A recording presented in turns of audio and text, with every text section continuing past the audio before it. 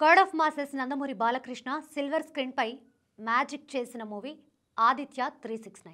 Indian silver screen పై తెరకెక్కిన first time travel మూవీగా కూడా నిలిచింది. ఈ చిత్రం ద్వారా హీరోయిన్ గా తెలుగు చిత్ర పరిశ్రమకి ఎంట్రీ ఇచ్చిన నటి మోహిని. తమిళ చిత్ర పరిశ్రమకి చెందిన మోహిని తమిళంతో పాటు కన్నడ, మలయాళ భాషల్లో పలు చిత్రాల్లో హీరోయిన్ గా చేసి మెప్పించింది. ఎటువంటి క్యారెక్టర్ని పోషించినా సరే సదరు క్యారెక్టర్లో మనకి తెలిసిన పక్కింటి అమ్మాయిలా కనిపించడం మోహిని స్పెషాలిటీ. రీసెంట్గా మోహిని ఒక ఇంటర్వ్యూ ఇచ్చింది. అందులో ఆమె తన సినీ వ్యక్తిగత జీవితంలో ఎదురైన చేదు సంఘటనల గురించి తెలియజేసింది. ఆమె మాట్లాడుతూ కన్మణి అనే మూవీలో స్విమ్మింగ్ పూల్ సీన్లో బలవంతంగా సగం దుస్తులు వేసి నటించమన్నారు. ఈత రాదని ఏడ్చినా వినలేదు. ముత్తు, సూర్య సన్ ఆఫ్ కృష్ణన్ వంటి సినిమాల్లో అవకాశాలు చేజారిపోయాయి. నా భర్త కజిన్ నాపై చేతబడి చేశాడు. భగవంతుడి దయతో బయటపడ్డానని పేర్కొంది. ప్రస్తుతం మోహిని మాటలు వైరల్గా నిలిచాయి.